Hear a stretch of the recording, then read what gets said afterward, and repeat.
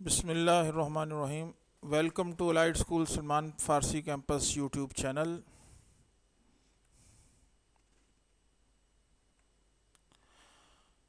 Science grade 5, this is pre summer homework session.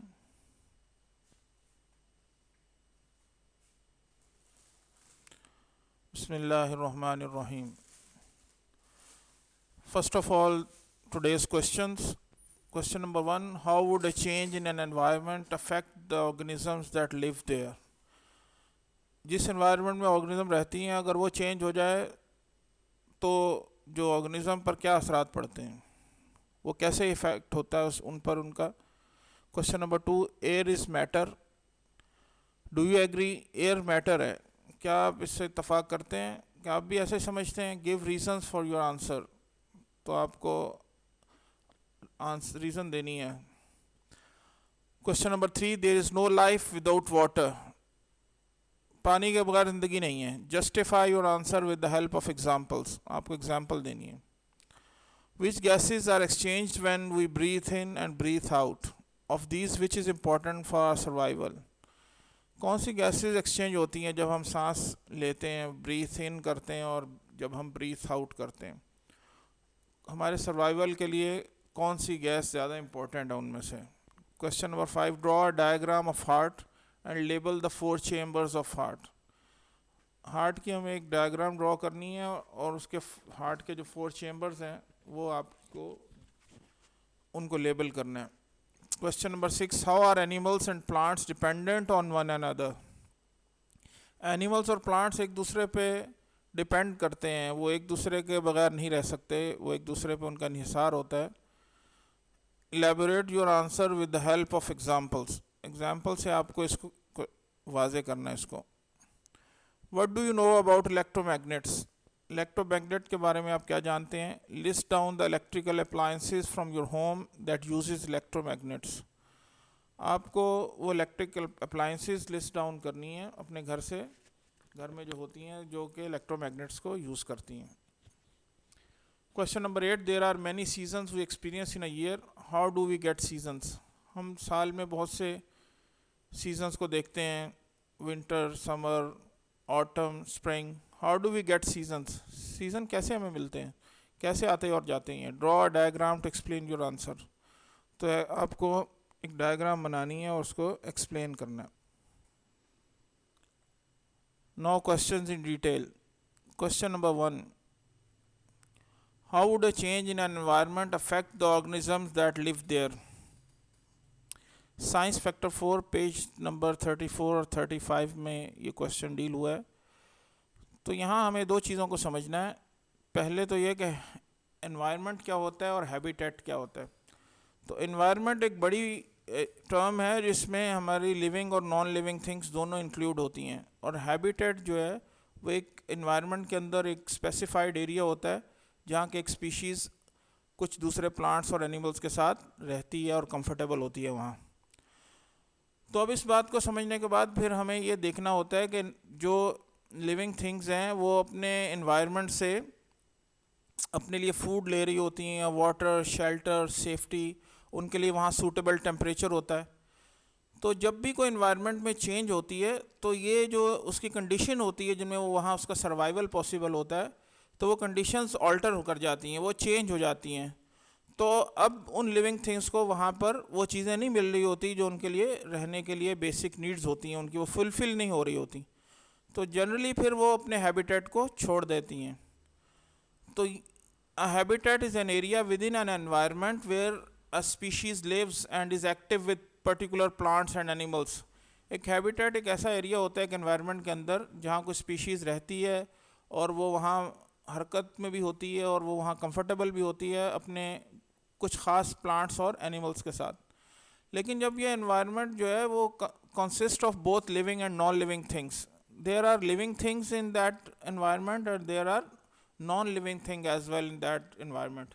The organism get their food, water, shelter and safety, और अब वहाँ से वो अपने ऑर्गेनिज्म जो है वो अपनी फूड भी ले रही होती है, वाटर, शेल्टर और सेफ्टी। व्हेन एनवायरनमेंट चेंजेस, अब इन्वायरमेंट में चेंज आती है, जैसे हम कभी इंक्रोच कर जाते हैं क्योंकि ह्यूमन इंक्रोच करते हैं एनवायरनमेंट में, और हम किसी एनवायरनमेंट में वहाँ को हमने कोई कॉलोनी बना दी, रेजिडेंशियल कॉलोनी बना दी, हमने इंक्रोच कर लिया, तो अब ज़ाहिर है वहाँ का जो एनवायरनमेंट होगा वो चेंज हो जाएगा, वहाँ वो चीज़ें अब लिविंग थिंग्स के लिए अवेलेबल नहीं होगी, तो it can no longer supply them their basic needs. तो अब ये एनवायरनमेंट उन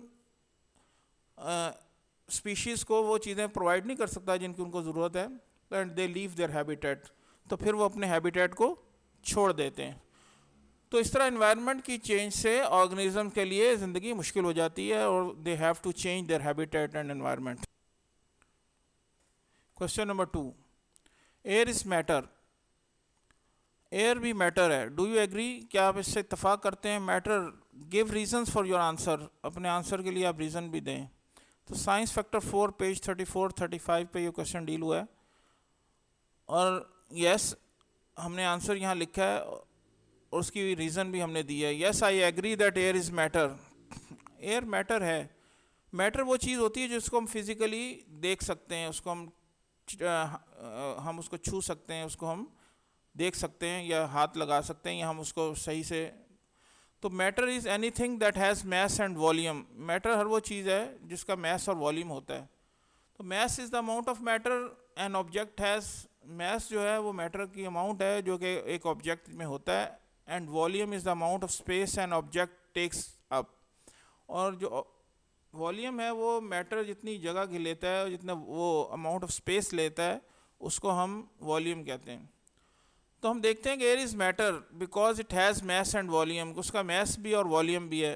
देखें वॉल्यूम के एग्जांपल तो बहुत आसान है, चूँकि when we blow the air into the balloon it spreads out, जब हम एयर ब्लो करते हैं किसी बैलून के अंदर तो वो हमें नज़र आता है कि वो बड़ा हो जाता है बैलून।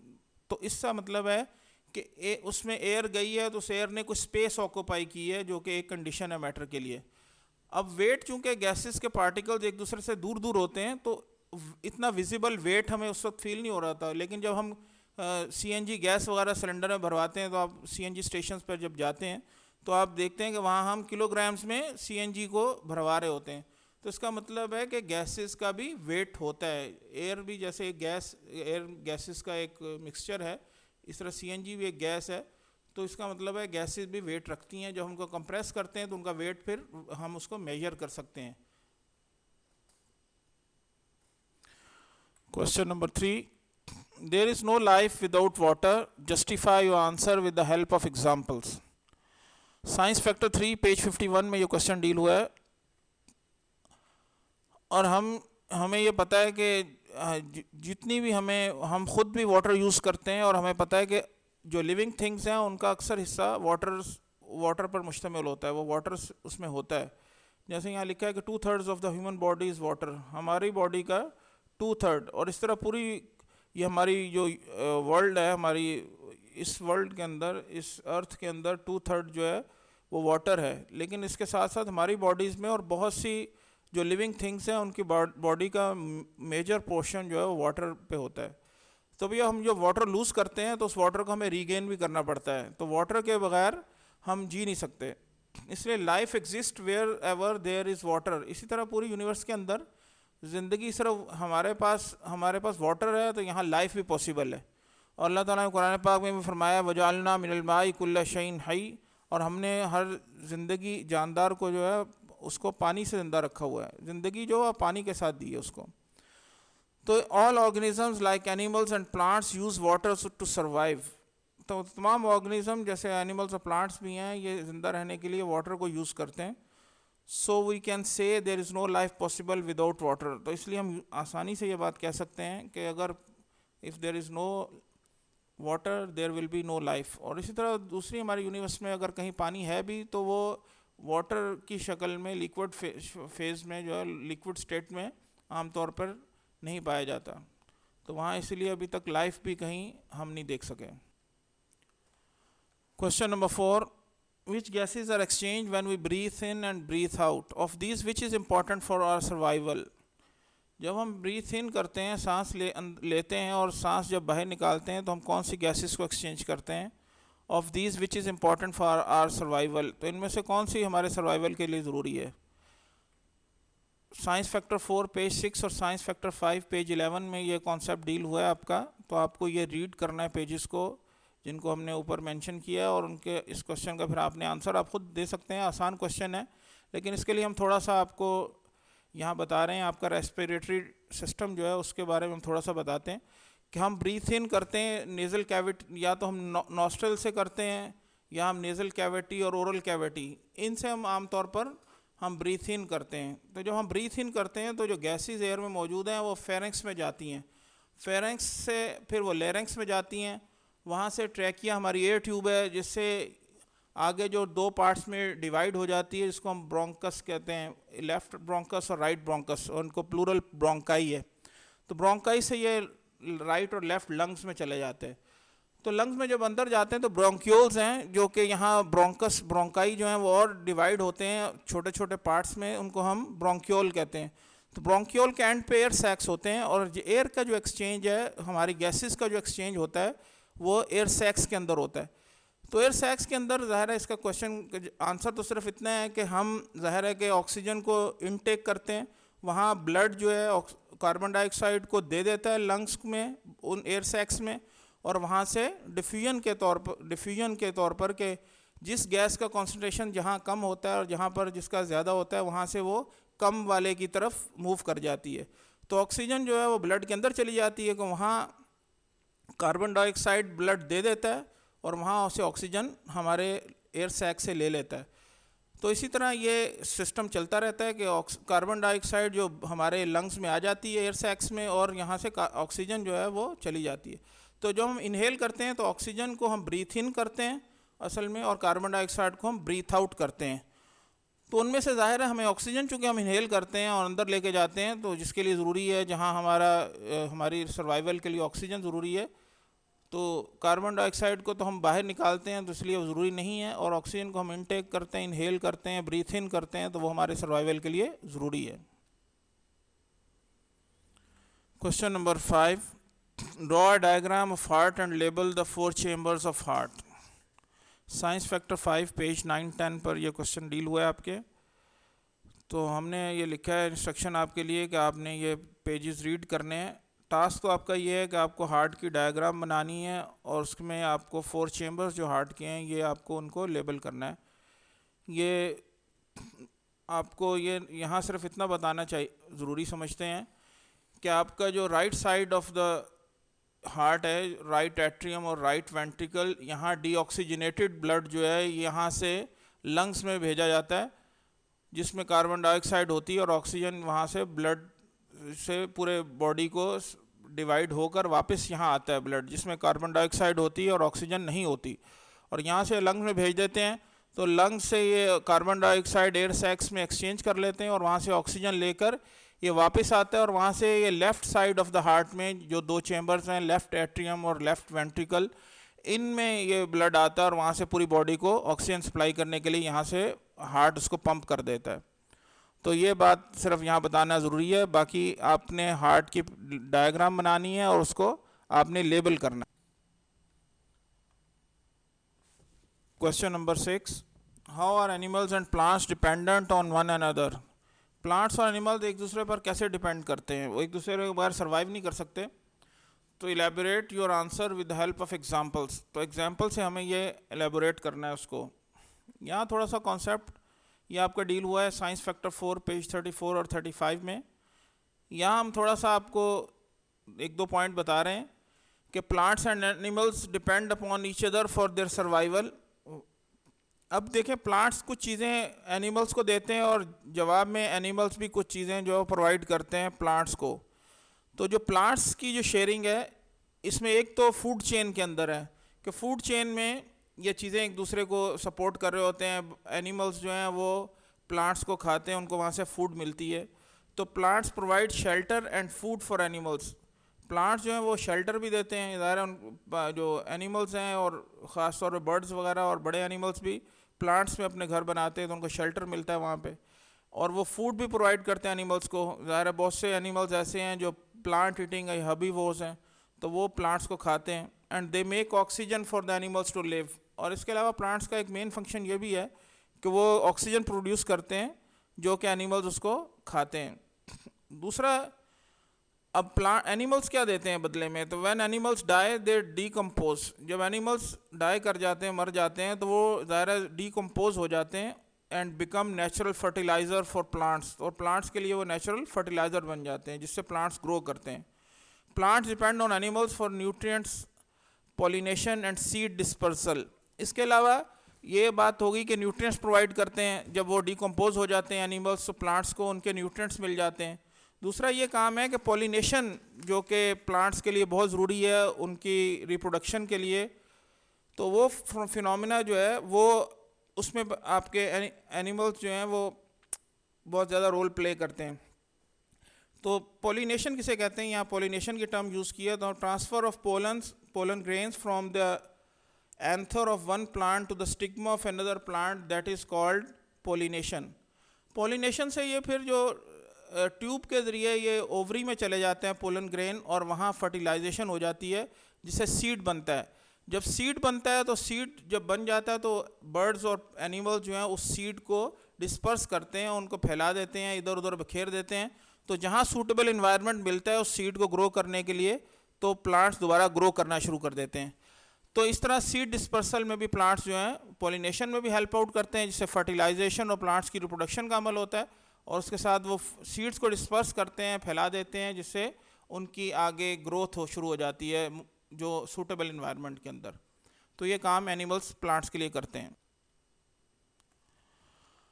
इसके बाद next question number 7, what do you know about electromagnets? List down the electrical appliances from your home that uses electromagnets. तो इलेक्ट्रोमैग्नेट्स क्या होते हैं, हमें ऐसे अप्लाइंसेस जो हम अपने घर में यूज़ करते हैं उनको हमें लिस्ट डाउन करना है। ये साइंस फैक्टर 4 पेज 70 में क्वेश्चन डील हुआ है। सबसे पहले तो हमें ये समझना है कि इलेक्ट्रोमैग्नेटिज्म क्या होता है। Electromagnets are magnets that work through a combination of electricity and magnetism. Magnetism और इलेक्ट्रिसिटी जब कंबाइन होकर फंक्शन करते हैं, वर्क करते हैं, तो इस फिनोमेना को हम इलेक्ट्रोमैग्नेटिज्म या इलेक्ट्रोमैग्नेट्स कहते हैं। तो मैग्नेट में दो चीज़ें होती हैं, उसके बाद मैग्नेटिक फोर्स भी होती है और उसके साथ मैग्नेटिक फील्ड भी होती है। जिस फील्ड में मैग्नेट जो है अट्रैक्ट या रिपेल कर रहा होता है तो उसको मैग्नेटिक फील्ड कहते हैं। अब जाहिर है ये दोनों चीज़ें जब हो रही होती हैं तो इलेक्ट्रिसिटी क्या करती है कि मैग्नेटिज्म तो पहले भी होता है, उसमें मैग्नेटिक फोर्स भी होती है, मैग्नेटिक फील्ड भी होता है, लेकिन जब इलेक्ट्रिसिटी उसके साथ एडअप हो जाती है तो उसकी फोर्स को बढ़ा देती है, मैग्नेटिक फोर्स को बढ़ा देती है, मैग्नेटिक फील्ड को बढ़ा देती है। और उसके साथ साथ लेकिन जब इलेक्ट्रिसिटी को हम स्विच ऑफ कर देते हैं तो फिर मैग्नेटिक असर जो है उसका ख़त्म हो जाता है। तो इसलिए ये इलेक्ट्रोमैग्नेट्स में दोनों चीज़ें, इलेक्ट्रिसिटी भी और मैग्नेटिक फोर्स दोनों साइड बाय साइड काम करते हैं, तो तभी इलेक्ट्रोमैग्नेटिज्म वजूद में आता है। तो यहाँ ये हमने कुछ आपके आइटम्स लिखे हैं जो आपको नज़र आ रहे हैं कि ये आपने माइक्रोफोन्स हैं, स्पीकर्स हैं, हेडफोन्स हैं, लाउड स्पीकर्स हैं, इलेक्ट्रिक मोटर्स एंड जनरेटर्स हैं, डोर बेल्स और electric buzzers, computer and drives, computer hard drives हैं, टेलीविज़न और हेयर ड्रायर वगैरह। ये सारी वो चीज़ें हैं जो हम घर में इस्तेमाल करते हैं आमतौर पर, और ये सारी इलेक्ट्रोमैग्नेटिज्म पर बनी हुई हैं। Last question, question number 8, there are many seasons we experience in a year. हम एक साल में बहुत से सीजन्स को एक्सपीरियंस करते हैं। हमें 4 सीज़न है हमारे पाकिस्तान में, तो हम उनको देखते हैं, एक्सपीरियंस करते हैं, उनको एंजॉय करते हैं। डिफरेंट सीजन की अपनी इंजॉयमेंट है। तो draw diagram to explain your answer. तो हमें बताना है कि सीज़न कैसे होते हैं। ये साइंस फैक्टर 4 में एक डायग्राम बनानी है हमें। तो साइंस फैक्टर 4 पेज 73 में वो डायग्राम बनी भी हुई है, लेकिन यहाँ थोड़ा सा कॉन्सेप्ट को डील करते हैं पहले, और फिर ये डायग्राम है और वहाँ आप बुक से भी देख सकते हैं। तो ये हमें एक चीज़ डायग्राम में ये नज़र आ रही है कि अर्थ जो है ये बिल्कुल स्ट्रेट नहीं है सन के बिल्कुल सामने, बल्कि ये टिल्ट हुई है, थोड़ी सा इसका झुकाव है। 23.5 डिग्री पर ये टुवर्ड्स द सन, ये हमें, या अगेंस्ट सन के दूसरी तरफ ये हमें हमें झुकाव उसका नज़र आ रहा है, इसकी टिल्ट नज़र आ रही है हमें। तो ये इस टिल्ट का यह फ़ायदा है कि जब ये डिफरेंट सीज़न में different part of the earth जो हैं वो सूरज की करीब होते हैं और दूसरे कुछ पार्ट्स वो सूरज के से दूर होते हैं। इस तरह और किसी वक्त में वो कोई और पार्ट सूरज के ज़्यादा करीब होगा और दूसरा पार्ट उसके ज़्यादा करीब होगा। तो इसी जो 23.5 की इसकी टिल्ट है अर्थ की टुवर्ड्स द सन या अवे फ्रॉम द सन, इस टिल्ट की वजह से सीज़न आते और जाते हैं। तो some parts of earth are positioned closer to the sun at certain times of the year. तो अर्थ के कुछ पार्ट्स जो हैं वो सूरज के कुछ औकात में सूरज के ज़्यादा करीब, सूरज की तरफ से के करीब होते हैं than the other parts of और दूसरे पार्ट्स के मुकाबले में। And further away from the sun at other times of the year, और जबकि साल के दूसरे औकात में, दूसरे हिस्से में ये सूरज से ज़्यादा दूर होते हैं। This is called tilting of the earth, और ये इसको हम टिल्टिंग ऑफ द अर्थ कहते हैं। Due to this tilting we get the season. इस टिल्ट की वजह से जो ज़मीन थोड़ा सा झुकाव रखती है, इस टिल्ट को जो 23.5 डिग्री है, उसकी वजह से सीज़न आते और जाते हैं। तो इसके साथ ही हमारा आज का ये लेसन जो है वो ख़त्म होता है इंशाल्लाह। उम्मीद है कि आप इसको समझ गए होंगे और आई होप कि आप इसको आसानी से कर लेंगे इंशाल्लाह। इसके साथ ही जज़ाकुमुल्लाह खैर। अस्सलामु अलैकुम वरहमतुल्लाहि वबरकातुहू।